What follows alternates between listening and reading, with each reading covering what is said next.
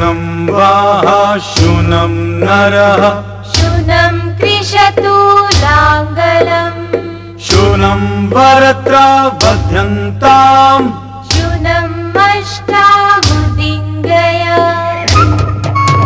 सुखद हो अश्व और वाहन, सुख दे हमें मनुष्य। हल सुख के साथ खेत जोते, जुए सुख पूर्वक बांधे जाएं। मीठी हो चाबुक की मार भी। शूनं न फाला विकृपन्तु भूमि शूनं कीनाशाभियन्तु वाहे शूनं पर्जन्य मधुना पयोभिः शूनासिरा शूनमस्मासु दत्तम्। हल के फाल भूमि को सुख से जोतें, किसान अपने बैलों के साथ सुख के साथ चलें। बादल अपनी मिठास और जल से हमें सुख दें, हमें सुख दें इंद्र और वायु।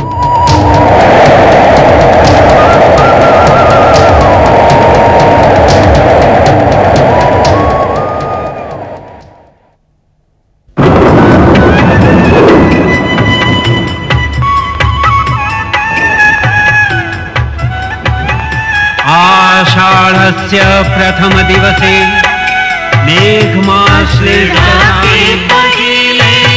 दिन पानी बरसल पर्वत जस नाम हथिया उड़ाए।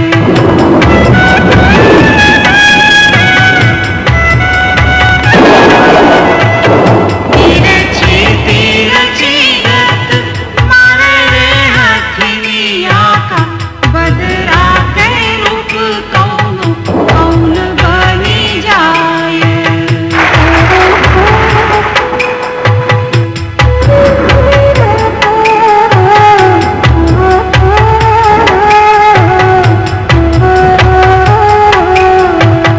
कुबेरा के दास रोए मेघवा के आगे रुक रुक असुआ जियरा संभार घुमड़ घुमड़ के।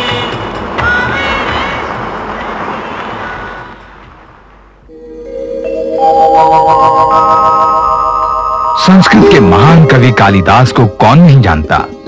मेघदूत, अभिज्ञान शाकुंतलम, कुमार संभव, ऋतु संहार, रघुवंशम और मालविकाग्निमित्रम के अमर रचनाकार, गुप्त वंश के शासक चंद्रगुप्त द्वितीय के समकालीन।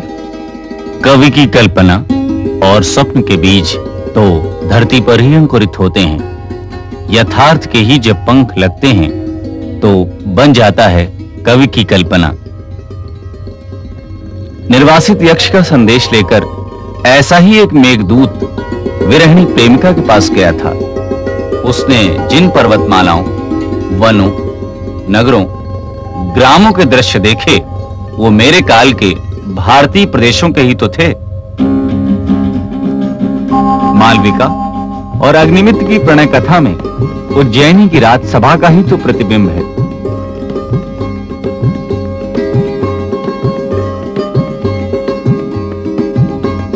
आह, सुंदर, रमणीय, बर्फ से ढकी ये पर्वतराज की चोटियां, हिमालय के विशाल चीड़ वृक्ष, शिव के कैलाश पर्वत के भाग्यशाली देव वृक्ष, 3000 से लगभग 6000 हाथ की ऊंचाई पर पैदा होने वाले और लगभग 9000 हाथ की ऊंचाई पर उगे ये भुर्ज वृक्ष, हमारे काल की नवयौवनाएं इन्हीं के पल्लवों यानी भोजपत्रों पर लिखती थीं प्रेम पत्र। प्राचीन भारत की अनेक दुर्लभ पांडुलिपियां भोजपत्रों पर ही उपलब्ध हैं। भारत देश अगर पर्वतों में हिमालय और वन्य प्राणियों में हाथियों की विशालता से जाना जाता है तो उतने ही विराट हैं ये चैत्य वृक्ष। पीपल, वट यानी बरगद और प्लक्ष अर्थात पाकड़, घनी छांव वाले ये वृक्ष थके हुए यात्रियों और पशु पक्षियों को आश्रय देते हैं। उज्जैनी जहां मैं चंद्रगुप्त विक्रमादित्य की राजसभा में रहा, उसके और चंबल के बीच देवगिरी पहाड़ियां वनों से आच्छादित थीं। अपने चिकने भूरे कंधों को उन्नत किए हुए रक्त स्निग्ध पुष्पों, कठोर कंटकाकीर्ण डालियों को छितराए असंख्य रुई भरे फलों से लदा ये शालमली का वृक्ष। सेमल, मृतदेव यम का वृक्ष भी शालमली है। कितने ही प्रकार के वृक्ष थे हमारे काल के वनों में। उदुम्बर, सप्तक्षत, सप्तपर्ण, सुगंधित अगुरु, कामरूप के वनों में पाया जाने वाला कालगुरु, चंदन सी सुगंध वाला कालियक, पूर्वक जिसके फूल कभी मुरझाते नहीं थे।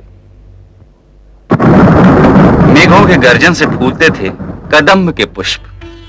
वर्षा ऋतु में इसमें छोटे छोटे फल आते। बसंत की बयार से आम्रकुंज मंजरियों से भर उठते। कूट और सहकार भी इसी आम के दूसरे नाम हैं। बौर से लदी डालियों से फूटती मादक गंध और उसके नीचे मदन रुद्र के मत से भरी प्रेयसी करती अपने प्रेमी की प्रतीक्षा। कोयल की कूक से बढ़ती प्रेमाग्नि। स्वादिष्ट फलों से भरा यह वृक्ष हमारे काल की असंख्य शिल्प कृतियों में उत्कीर्ण है। और अशोक, पतला, कोमल और शालीन फलों से लदे इस वृक्ष से सुंदर इस धरती पर कोई दृश्य नहीं।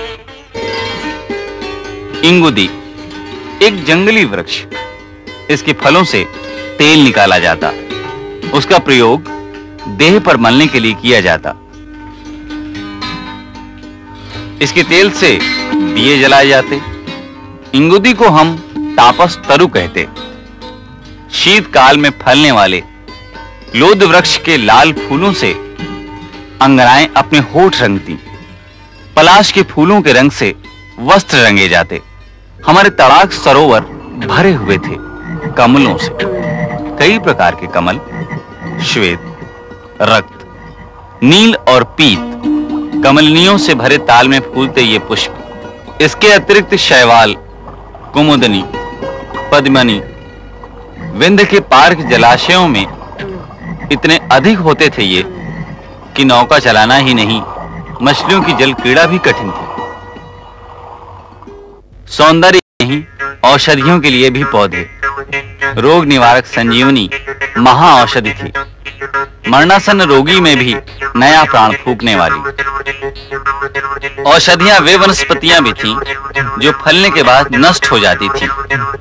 अपराजिता ऐसी ही एक बूटी थी जो गुटका की तरह कलाई या बाह पर बांधी जाती। हमारे काल में पंजाब और उत्तर प्रदेश की ऊंची भूमि में गेहूं और जौ की उपज होती थी। बिहार, बंगाल का निम्न समतल भूभाग तथा मालवा और दक्षिणात्य में धान की फसल लहलहाती थी। धान के कई प्रकार थे, शाल, कमल और नीवार। श्यामा धान के चावल तो ललछौहे या श्याम होते। 300 ईस्वी में चंद्रगुप्त प्रथम से प्रारंभ हुए गुप्त काल में जो शांति और स्थिरता रही, उसी के फलस्वरूप लोग त्योहारों और उत्सवों को बड़ी धूमधाम से मनाते।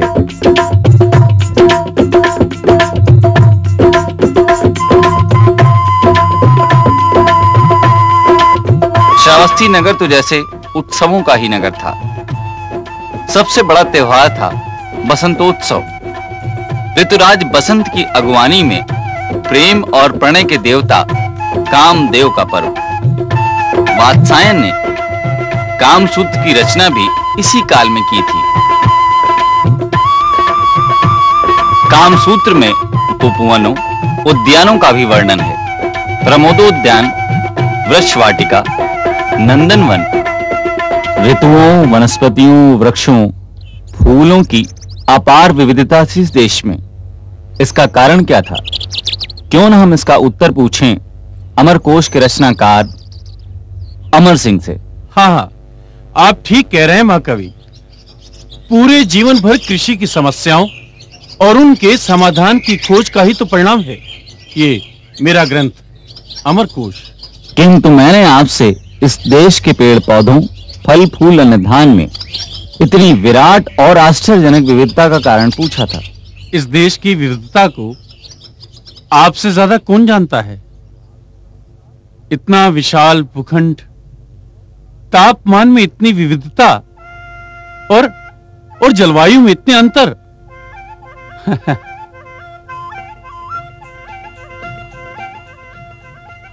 और ये मिट्टी, इसी से तो बीज अंकुरित होते हैं, फसलें पैदा होती हैं। अमरकोश के द्वितीय कांड में आपने भूमि वर्ग का विवेचन देखा होगा। 12 प्रकार की भूमि का वर्णन किया है मैंने। उर्वरा, जो उपजाऊ हो। ऊसर, जो बंजर हो। मरु अर्थात रेगिस्तान। अपहत, खाली भूरी मिट्टी वाली भूमि। शावदल, घास पात से भरपूर। पंकिल, वो भूमि जहां दलदल हो। जल प्रायामानुपम, वो भूमि जहां जल की कमी हो। शर्करा, अधिक बालू या छोटे छोटे कंकड़ वाला क्षेत्र। नदी मात्रक, वो भूमि जिसे नदी या नहर के पानी से सिंचित किया गया हो। देव मात्रक, वो भूमि जहां अन्न देवाश्रित हो, यानी वर्षा के जल से उत्पन्न हो। धान और मकई के लिए उत्तम है क्षेत्रम। यव्य, श्रेष्ठ होती है जौ की खेती के लिए। तेलिनम भूमि में उपजते हैं तिलहन, और मोदगिनम में चना आदि जैसे दलहन।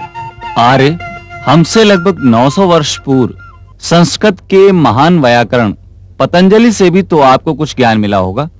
अवश्य महाकवि, मेरे ग्रंथ में आपने देखा होगा, जो भूमि हल से जोती जाती थी उसे हल्या कहा गया, और जिसे नहीं जोता गया वो अहल्या कहलाई।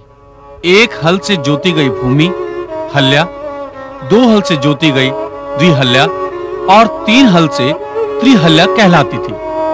आप तो जानते ही हैं, दोहरी जोत या गहरी जोत से खेत की शक्ति बढ़ जाती है। जुती हुई मिट्टी के ढेले सूख कर कठोर न हो जाएं, इसलिए काष्ठ से खेत को बराबर कर दिया जाता था। इससे खेत की नमी बनी रहती थी।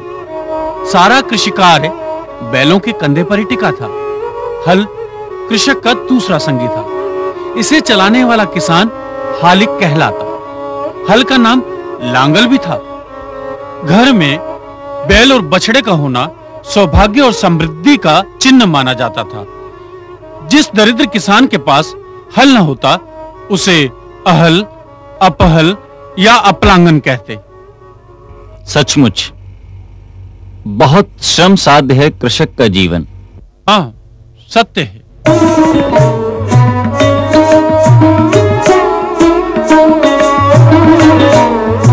गुप्त काल में सबसे अधिक स्वर्ण मुद्राएं प्रचलित हुई। गुप्त राजाओं का स्वर्ण भंडार बढ़ता चला गया। कला का विकास हुआ। प्रमाण है अजंता के भित्ति चित्र।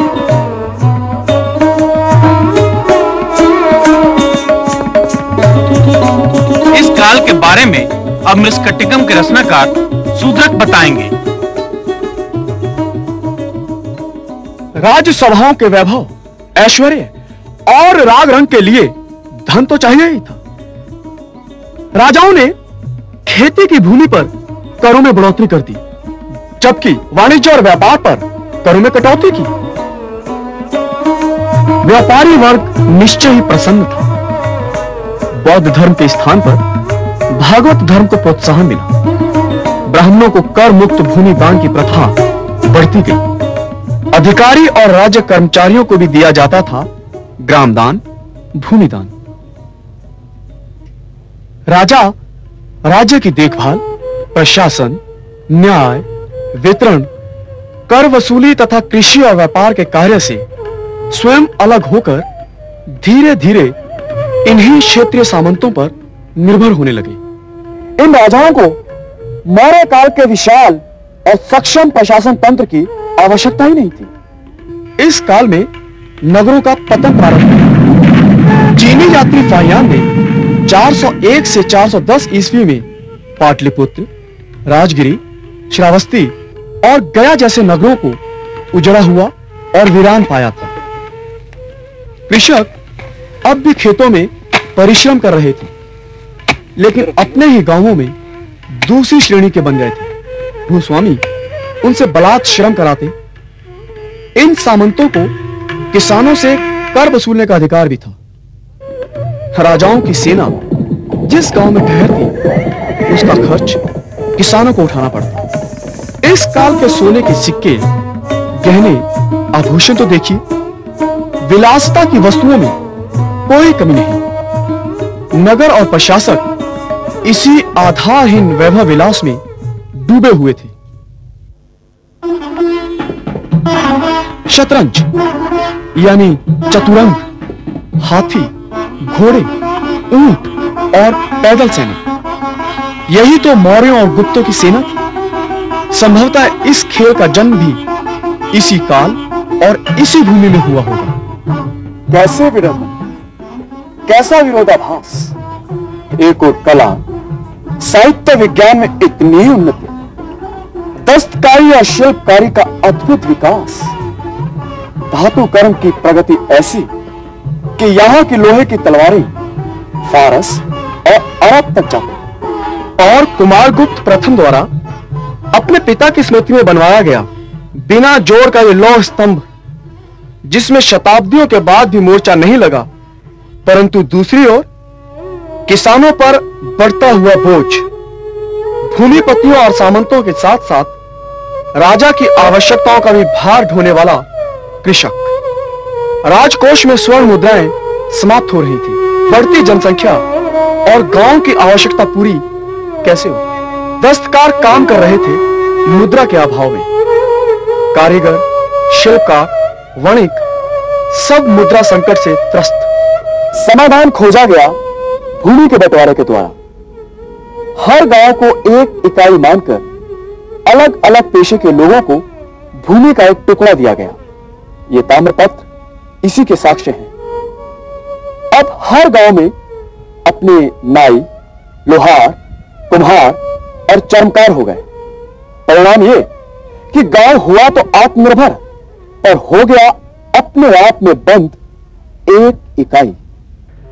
नमक और कुछ धातुओं के लेने देने के अतिरिक्त बाहरी दुनिया से उसके संपर्क समाप्त होते गए। उत्तर प्रदेश, मध्य प्रदेश और बिहार तक फैले इस राज्य की यही स्थिति थी। प्रयाग, अयोध्या, मगध और श्रावस्ती थे राज्य संचालन के दुर्बल होते केंद्र। 5वीं सदी के अंत तक पूर्वी यूनान से व्यापार भी ठप होने लगा। गुजरात के हजारों बुनकरों और कारीगरों ने अपना पेशा छोड़ा और मालवा की ओर जाकर दूसरे धंधों में लगे। विदेशों में भारतीय वस्त्रों की और दूसरी वस्तुओं की मांग नहीं रही। 5वीं सदी के उत्तरार्ध में मलेशिया की ओर से हुआ हुनों का आक्रमण। ईरान को परास्त करते हुए 485 ईस्वी तक उन्होंने पूर्वी मालवा तक को जीत लिया।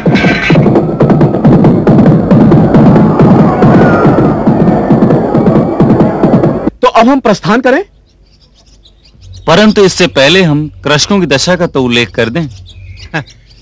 विकट, उत्कट जिजीविषा होती है भारतीय किसानों की। साम्राज्य ध्वस्त होते, सम्राट आते जाते रहे, युद्धों में हार जीत होती रहती, और वो असहाय दृष्टि से इस सारे उत्थान पतन को देखता, जुड़ा अपनी भूमि से, कृषि का उत्पादन बढ़ाने की नई नई विधियां खोजता, इतिहास का शाश्वत अन्नदाता। 7वीं सदी, गुप्त वंश के पतन के लगभग 100 वर्षों बाद, सम्राट हर्षवर्धन का काल। राजधानी कन्नौज, गंगा और यमुना के दोआब के बीच का नगर। इसी काल में बाणभट्ट ने लिखा प्रसिद्ध ग्रंथ हर्षचरितम, सम्राट हर्षवर्धन के जीवन और काल का वर्णन। प्रणाम, मैं हूं निपुणिका, राजकवि बाणभट्ट की प्रशंसिका। चीन देश का यात्री ह्वेनसांग हमारे ही समय में खोतान से गांधार और फिर नालंदा होते हुए पहुंचा था कन्नौज। यहाँ पर सिंचाई की नई नई विधियों को देखकर अचंभे में पड़ गया था बेचारा। अरघट्टा या अरहट्टा, किसान स्वयं इसे चलाकर अपनी खेती सींचते थे। ढेकुली, चमड़े के बड़े बड़े चरसों में कुएं से पानी भरकर बाहर उलट दिया जाता। घट यंत्र, बहुत सारे घट या काठ के डिब्बे माला की तरह किसी वृत्ताकार ढांचे में लगा दिए जाते। जब यह घूमता तो कुएं से पानी बाहर निकलता। इसे ही रहट कहा जाने लगा। नदियों से सिंचाई तो हमारे देश में ईसा से पूर्व हड़प्पा काल में ही शुरू हो गई थी, और नदियों के किनारे ही तो बसे थे हमारे प्राचीन गांव। सिंचाई के क्षेत्र में विंध्याचल के पार दक्षिण के अंचल तो शिखर पर थे। दक्षिण भारत में सिंचाई की सबसे महत्वपूर्ण व्यवस्था थी अनिकट व्यवस्था। चोल राजा करिकला ने दूसरी सदी में ही कावेरी से 2 नहरों वेन्नार और अरासिल का निर्माण करके इसकी नींव रखी थी।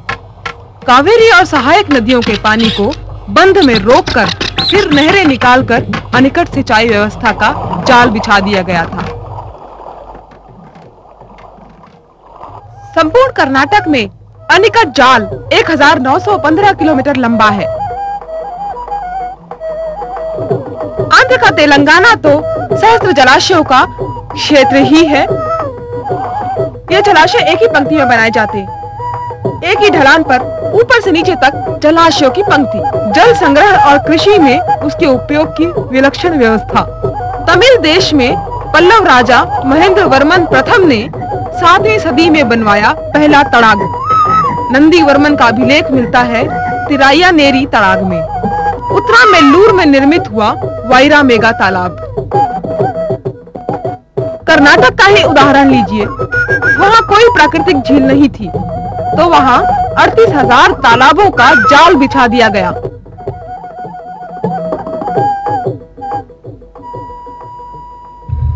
और इसी समय 7वीं सदी में उधर अरब देश में उदित हुआ एक नया धर्म इस्लाम